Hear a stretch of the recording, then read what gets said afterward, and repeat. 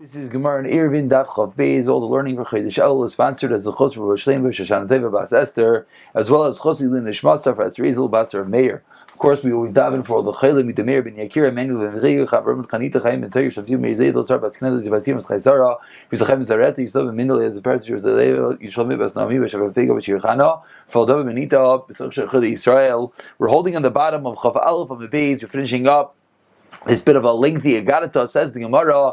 Concise, a pasuk from Shir Hashirim, that his hair is wavy. Amar Rav Chisda, Amar Marukva, Melamed. Sheish Lidrosh shall call kites, v'kites tilei tilim shall lachas. Each and every kite, each and every thorn, each and every dot of Torah. We could darshan tilei mounds and mounds of halachas. How we learn this out from kivutzaisav taltalim. This is an interesting type of drasha that we use the words that they sound similarly. Kivutzaisav sounds like kites, and taltalim sounds like tilim. From there it says Rav Chisda, the name of Marukva, that we darshan for every single dot of Torah many mounds and mounds of halachas. Shchura is ka'irev. He's blackened like a raven. B'miyat the maitzin. With who is this referring to? Who could find such a thing? Who gets such a meilah in Torah? B'mi, says the Gemara, moving along to Chav Beis and Aleph. B'mi shemashkin u'marav aleim the Beis HaMedrash. Someone who gets up early and goes to Beis Medrash. That is someone who is blackened like this raven. Again, it's similarly the way that we're learning it out from the pasuk. Says Gemara, Rabba Amar, someone who makes his face blackened like a raven. A second shot that he toils at such a level, such an exertion, that he's blackened in like a raven. Rava Amar, Rava says a little bit differently, a little bit difficult to understand the words of Rava, but again, let's always just at least get the pashib shot.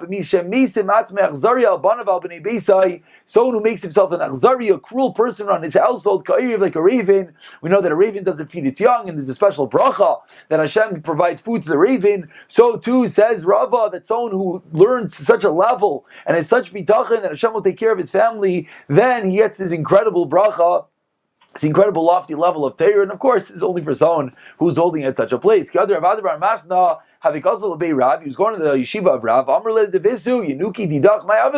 They said to him, who's going to take care of your wife? Who's going to take care of your kids? You're just going to learn in yeshiva. How are they going to have any food? How are they going to have any money? Amar Allah, he responded, Mishlima karmi ba'agma. There's not enough vegetables in the marsh. And from there we learn out that there is some incredibly high level that someone could learn 100%, and Hashem will somehow provide. Not somehow, of course, Hashem can provide to his family. Mishalim l'seinav al-panav la'avidai. So the pasuk continues. The drasha continues. This is a pasuk in Devarim that Hashem is going to pay back l'sainav to those who hate him, el panav to his face, la'avidai, to destroy them. So the Gemara darshan this pasuk on Rav Shubin Levi, el mali mikra kasav. If we have a pasuk that says this, ef shalaimra, one cannot say such a thing. This is whenever we talk about Hashem, we say such a statement kiviyachal, as if upon a person who's carrying this tremendous load on his face, and it's like a bird, he just wants to get rid of it already, from himself. And that's what we learn out, seemingly, when Hashem has to pay back mishalim l'sainav, those who hate Hashem, those who aren't good people, but yet if they do a mitzvah, they have to get a reward. So at some level, kaviyachal, it's as if Hashem has this burden that he has to throw off to pay these people. He will not delay to those who he hates. What does that mean? Only those who he hates, he's not going to delay. Avol, he's going to delay for the Tzadikim Gemurim, and we know what this means, that Tzadikim Gemurim get reward in the next world, whereas Rishayim get reward in this world. The meaning of the pasuk, that I command you today to do it, today to do it, not tomorrow, today to do it, tomorrow to accept the reward. What does it mean that Hashem is erech apayim, a double lashon, like two faces at some level? Hashem is slow to anger. Erech afmi ba'alei. Should have said his face is slow. Ela erech apayim the tzadikim, erech apayim the rishayim, to both the tzadikim for the rishayim. He's slow to punish because he wants them to get their punishment in the next world. For tzaddikim, he's slow to give them reward because he wants them to get their reward in the next world. So Hashem calculates what each person needs. Rav Yehuda Aimer comes like Rav Yehuda and he says that basis Hayim. Okay, so now we're back in the Mishnah. Again, we're back to our case of our Pasi Birais. We have this well surrounded by these four corners, these imaginary walls. Whether you have 10 amos between these corners, says Rav Meir, whether you have 13 and a third amos, says Rav Yehuda. If it's larger than that, we said already, you have to put these pasim, you have to put these boards in between. And then the Mishnah concluded, how big could it be? Rav Yehuda Omer, it could be until 2 sa, which I guess we'll just do the math right now. 2 sa is a 70 and 2/3 amos by 70 and 2/3 amos, which is 5,000 square amos. That's what Rav Yehuda says. So Ibayalu says the Gemara. Baru pasin ka'amar oidilma bar v'loi pasin. When Rav Yehuda said that you have up until 2 sa, you have under 5,000 square amos. Is that the well? It could be 5,000 square amos, and then around it you get another area, as we saw in the Mishnah, we'll see again, another 2 amos all the way around to put the board so the animal can stand. Or when he said 2 sa, 5,000 square amos, that included the area around. Oidilma bar v'loi pasin ka'amar, we'll show a picture in a moment. Says the Gemara. Is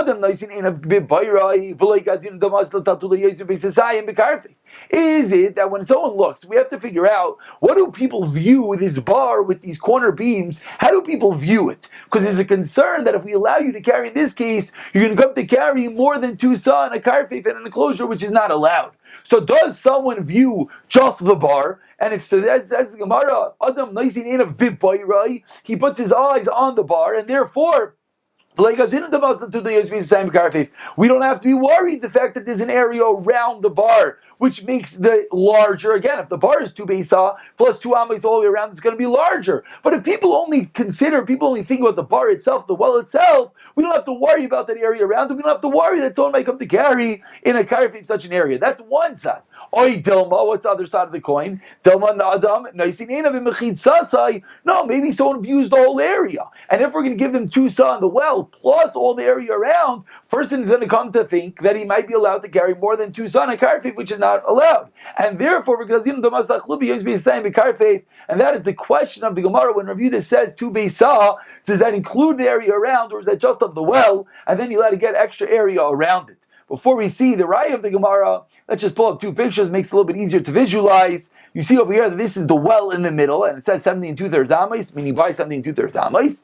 So the question of the Gemara is, do we include the outside area, or as you see in this picture, it's these imaginary walls, these pasin and these corners are an extra 2 amos spread aside on the sides all the way around, and obviously it's 2 amos all the way around, it's going to give you significantly more area. So that is the question of the Gemara. Tashema, the Gemara tries to bring a raya. It says in the Mishnah, how close could you make the corner beams of these pasin to the well? The mount that the head and the body of the cow could be there, which we know is 2 amos. How far away could it be?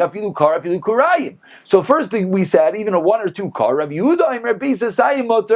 could be up to 2 besa. Now the brisa continued, and within this conversation of this brisa, we're going to have a proof to our question. Amru Rav Yehuda, Chachamim said to Rav Yehuda,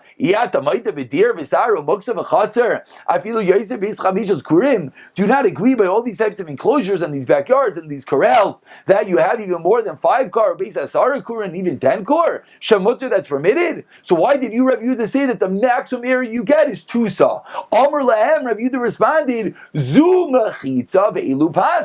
In the case of a backyard, in the case of a courtyard and a corral, that's a proper mechitz, there's proper walls around it. That's the reason why you get 5 kor, 10 kor. In our case, you don't have a real mechitz, you have these imaginary corner beams, you have these pasin, you have imaginary mechitz. It says if you get a small area only up to 2 sa. Okay, so far we haven't proved anything. Shimon Elazar, bar beisasayim, a beisasayim mutter. The bar, the well that is 2 sa by 2 sa, 70 2/3 amos by 70 2/3 amos, 5,000 square amos is mutter. So Shimon Elazar seemingly comes along to address our precise point. In the end of this verse, it comes from Shimon Elazar. The Rav Yehuda said 2 sa. The Chachamim said 5 or 10 sa. Says to Shimon Elazar, you get 2 sa of the well plus another 2 amos around. So what's the obvious implications of the statement of Rav Shimon Elazar? Says the Gemara. Rav Shimon Elazar bar below passing. Rav Shimon Elazar says that the area of the well is 2 sa by 2 sa plus the area around it. Mechlal Rav Yehuda, the first sheet, obviously is arguing. Mechlal Rav Yehuda baru passing kamar. So Gemara thinks that's a beautiful raya that Rav Yehuda is talking about the well with the walls around it. It has to be a maximum of 2 sa. Because again, if Rav Yehuda held that the well could be 2 sa plus 2 amos around it, then he's saying the exact same thing as Rav Shimon Elazar. Says the Gemara of Elohi, it's not a good raya. Rav Yehuda bar v'loi pasing kamar, meaning the exact same thing as Rav Shimon Elazar. Ihachi asked the Gemara, Hainu to Rav Shimon Elazar. It's the exact same thing as Rav Shimon and Elazar, that they both are seemingly saying the well plus 2 amos all the way around. Ikabeinayu, says the Gemara, Arich v'katan. Ikabeinayu, the difference between their two opinions is going to be if it's long and narrow. Rav Shimon and Elazar said has to be square, 2 sa by 2 sa. Rav Yehuda doesn't say it has to be square. As you see here in this picture, this is when it's long and narrow. Rashi speaks out that the maximum is going to be 100 by 50, 5,000 square amos. So Rabbi Yehuda would allow it long and narrow, whereas Rav Shimon Elazar is being more specific that it has to be a square, 2 sa by 2 sa. But so far we do not have a raya to our original question whether Rabbi Yehuda allows the area around. The Gemara shows over here Rabbi Yehuda could potentially allow even the area around. Klal Rav Shimon Elazar, the Gemara concludes, any airspace that is used for a dwelling, all these different corrals, enclosures, backyards, or a courtyard, can be even 5 core, 10 core pig. Mutter is permitted. Those huts in the fields that we spoke about extensively, you only have up until 2 beisa, not more than that. Again, it has to do with the fact that they don't have as good walls, they're not such proper mechitzas, not such proper dwellings, and that's a klal that Rav Shimon Elazar concludes with. And now we begin the next Mishnah, Chav Gimel, Chav Beis, Amud Aleph, the bottom quarter of the Amid, says the Mishnah. Rav Yehuda Aimer, and these should obviously sound familiar. These are Gemaras that we quoted, but now we get to go into them extensively. Comes along Rav Yehuda and he says, we have our case of our bar, we have our case of our imaginary walls. What happens if that pit is smack in the middle of the road? We see the picture of this already, and it's very easy to visualize. And the rabbim and the multitudes are walking through that area. Do the fact that the people walk through your imaginary walls, does that make it's not a good wall? Says Rav Yehuda, yes. You have to divert it to the side. But Chachamim comes to the Chachamim, they say, you don't need to. The fact that people walk through your walls, we don't care about that. Says the Gemara, we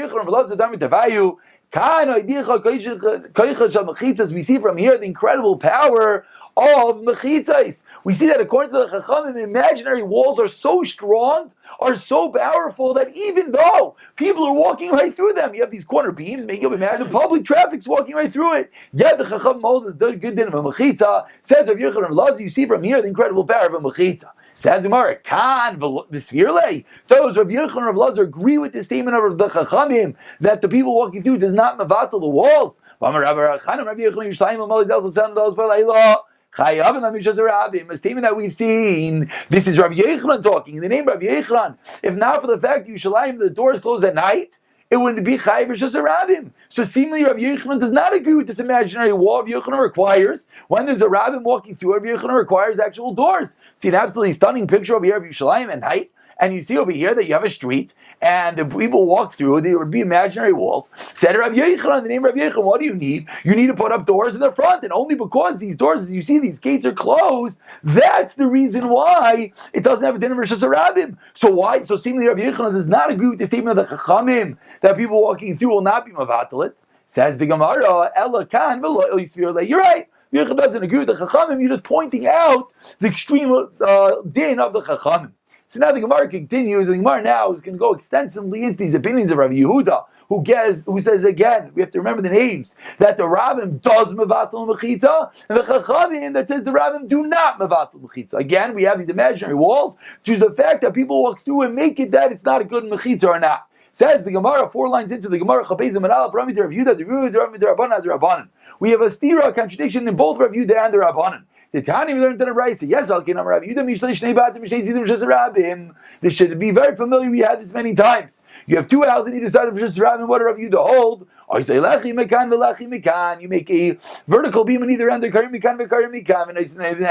allowed to carry in the middle. Amrullah, what are the Chachamim say? Rishus Rabbim Kachi, not allowed to carry in Rishus Rabbim on days. Kasha Yehuda, the Kasha Rabbanan. Before we speak out the question, we'll pull up a picture. Here you see there's 2 houses on either side. You see the Lechi permitting carrying, and here you see the Kaira on either end permitting carrying. What's the question? This is Shita Rav Yehuda. Rav Yehuda is allowing you to have these Kaira. What do you mean? According to Rav Yehuda, how could these Kairas allow you to carry? People are walking right through these walls. If people are walking right through the walls, Rav Yehuda and Mishnah taught us that when people walk through the imaginary walls, it's mevatel the walls. And the Chachamim held the opposite. In this case, the Chachamim said it's no good. You need to have real walls. Why? The Chachamim said the fact that people walk through imaginary walls doesn't bother us. Says the Gemara, and answering to both stiras, the Rav Yehuda Amru, Kasha the Rav Yehuda, Kasha the Rabbanan. The Rav Yehuda, if you do like Kasha on the first wide line, that's not a question why. Also, in that case, there were two proper walls, and then you had the Kari in the Lechi. That's when Rav Yehuda says it's okay. In our case, like they're not two good walls. Therefore, Rav Yehuda says the public traffic is mevatel the fake walls. That's also not a kasha. In our case, there's at least the shame, there's halachic for mechitzis. True, they're imaginary, true, they're just corners, but at least there's four of them. In that case, like a shame down mechitzis, it's just two walls. That's why the Chacham didn't allow it. Therefore, the Gemara answers up the stira on both Rav Yehuda and the Chachamim. The last line, an interesting cryptic statement named Rav Yechon. Eretz Yisrael is not a Rosh Hashanah. Rav Dimi was teaching this statement. Abai says Rav Dimi, my taima. What's the reason? Why does an Eretz Yisrael get a din Rosh Hashanah?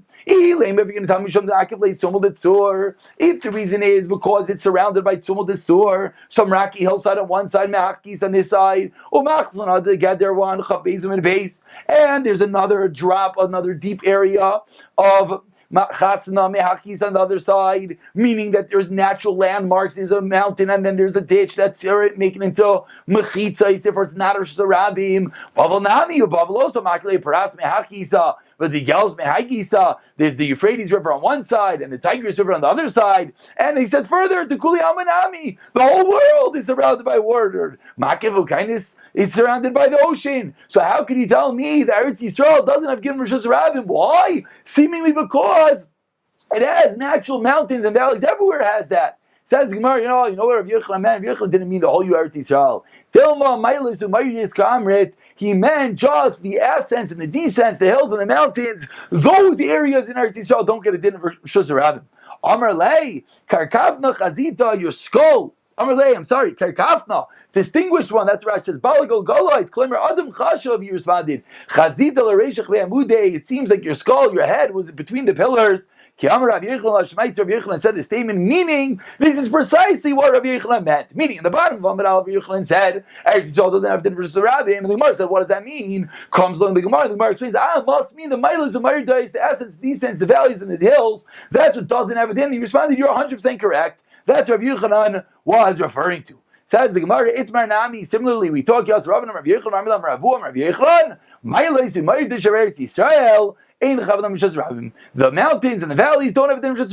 Why? Now we get a reason. We know that everything gets traced back. This reminds us all the way back when we're on Shabbos base that everything gets traced back. So the Diglei Midbar, the people walking through the Midbar, and in the Midbar, as Rashi said so beautifully, so eloquently. Let's look at Rashi. 5 lines into the narrow line says Rashi, the Eretz Chalkai. So when they walked through the Midbar, the land was flat. Why? Shanan, because the clouds of God, Mashva Yisam made them flat. So says the Gemara, since it was flat over there, we're never going to have Rosh Hashanah that's not flat. So if the whole area is mountains and valleys, those mountains and valley areas will not have a din of a Rosh Hashanah. Says the Gemara, moving along, Rachava asks Rava the following question.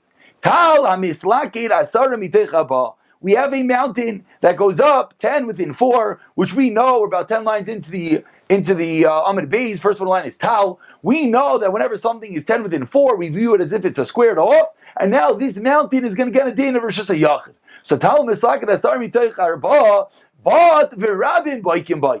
But a lot of people walk through it. There's actually a picture here which makes it a little bit easier to visualize. You see over here that the road goes up a mountain, and the incline of the mountain is 10 by 4. So the question is, this mountain, this hilly area, really should have a din of 10 by 4, which means a din of Rosh Hashanah. The question of the Gemara is, what is the din? The fact that the people walk through it. This comes back to our original discussion of Rav Yehuda and the Chacham in our Mishnah. When people walk through this imaginary mechitza that's created by this incline, because it's 10 by 4, is it mavatalet or not? Says the Gemara,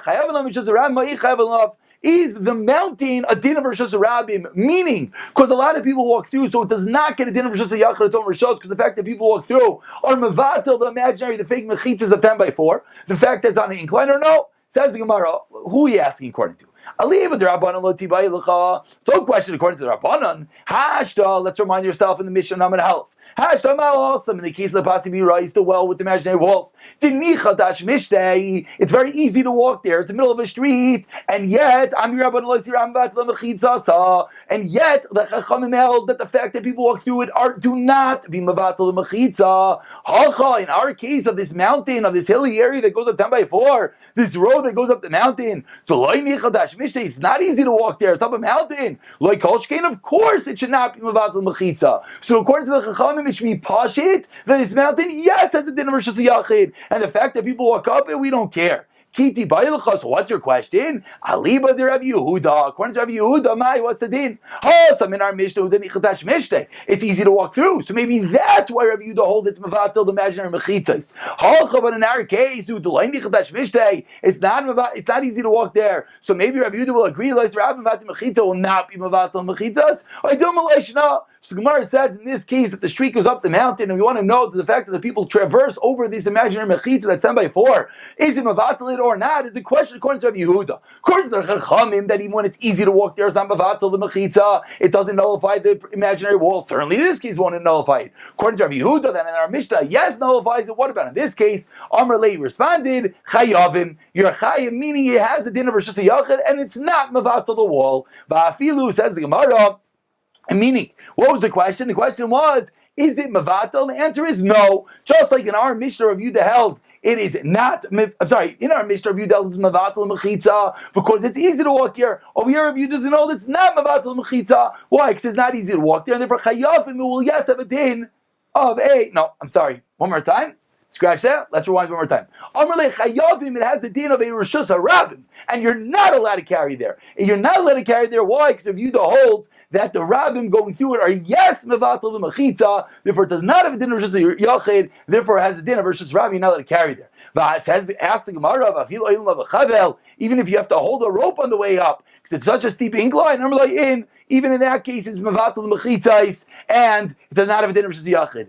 Even the Malos Beis Aron, which is a very steep mountain, it still is Mevatel Mechitzas. Over here, you see a very nice picture as the people are walking up this mountain, they need a rope. And over here, you see also a nice picture of this Malos Beis Aron, which is a very steep hill, and even still, Rabbi Yehuda is saying the fact that people walk there is Mevatel the Mechitzais, and therefore, it does not have a din of a Rishus HaYachid. So the Gemara continues. Rishus